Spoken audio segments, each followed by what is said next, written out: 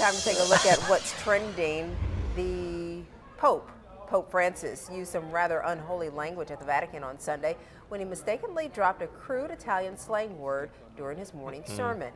Now, the slip came while he was addressing hundreds of people from his window overlooking St. Peter's Square.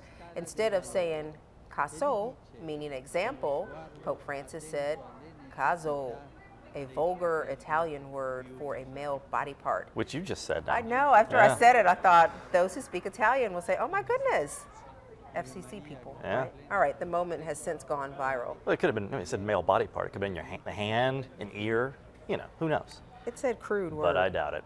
All righty, it's Fat Tuesday, folks, and in Missouri, or Missouri, if you're from there, a candy shop is giving that term whole new meaning. They are giving away free fudge to customers who weigh more than 300 pounds. Of course, some say this gimmick is offensive. The shop owner says that was not his intent. It's like the girl who was selling the Girl Scout cookies outside the weed shop. I mean, it's just knowing your target audience. It's smart business. It reminds me of the Heart Attack Grill in Las Vegas. You know what I'm talking about? I do. You can eat there for free if you weigh over, I think, 350. You have to weigh in when you go, and then you eat all you want. It's been done before. Well, Arby's, they are helping Pharrell with a charity. The singer, his hat, was put into eBay to raise funds for From One Hand to Another. That's the name of his nonprofit organization. Arby's submitted the winning bid of $44,100, and they got that hat. It kind of looks like their thing. Became sort of famous again at the Oscars this week when they collected the tip in. All right, look out! Oh, ouch. Yep, the perils of live TV. This is a reporter by the name of Steve Keeley, and he was covering the East Coast snowstorm, and then that happened. That was hard. It's in New Jersey. The snowplow apparently didn't care about his live shot. Plows went by demonstrating, that they weren't going to stop. The video has since gone viral, gotten all sorts of hits, and been seen now 10 times on our station. Poor guy.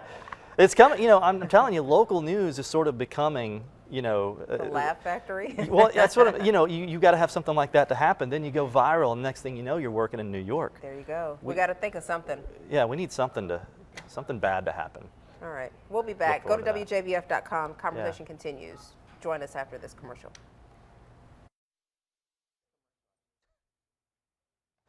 All right. We're back. Yep, sure are. Got anything you want to talk about? I wanted to mention about not what the Pope said and all that, but have you ever been to St. Peter's Square? No, I have not. On television, it looks huge. Have you been? I've been there. But well, then why are you telling me on television? Oh, because it doesn't look. When you see it on television, it looks huge, but once you're there, it's not so big. Much. Yeah. Well, pretty cool. It's not really. You can't really compare the two, but the same thing can be said. Have you ever been to 30 Rock in New York? Oh, I thought you were going to say a football field. No, all those are pretty big. But if you go to Rockefeller Center in New York, I was there when Conan O'Brien had his studio there, and now it's the same thing with Jimmy Fallon and Seth Meyers studios. On television, they look like these huge places, these huge theaters, and then you go in there, and I remember them telling us that the host, it was Jimmy Fallon's studio, and it looked like the band, he could just reach out and touch them. Sure. That's how close they were. And it's all in the way they shoot it. It looks like they're, Exactly. If you notice, the host is always standing in the middle, and when he points, then they'll cut to another camera, and it looks like they're way over there. They're right there next to him. So they're really looks close. Can be deceiving. It's TV ads 10 pounds. I guess it does the same thing to. I bet you that studio is probably as big as this studio. Yeah, with the audience and the band and the host desk and.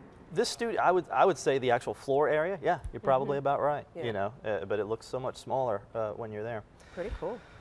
What else? I don't know. You're leading the conversation today. Okay. Well, I know it was cold out today. I mean, like whipping cold. This is what you're going with. What else is there to talk about? All right. Yes, Pharrell's hat, the snowplow. Today. What else do we have to talk about? I wonder if it's the same hat. That said the Grammy hat that Arby's bought. Right. But he also wore the hat when he sang "Happy" at the Oscars the other night. Which is a fun song. Great song. It's been in my head for 2 days. But then they took Ellen took the pizza tip in the hat. Yeah. So I don't know if it's the same hat or if now they're going to auction off the Oscars hat. But it was smart for Arby's because it's the same, just like their logo. Good and they were advertising. tweeting during the Oscars that they had put in the bid For the hat. For the hat. And Ellen had the pizza guy On who her delivered. show Yeah. yesterday. Yeah, to make good, because apparently they didn't tip him that much Sunday night. They didn't have cash on them. I mean, who carries cash? Do you? Millionaires, apparently. Exactly. Georgia.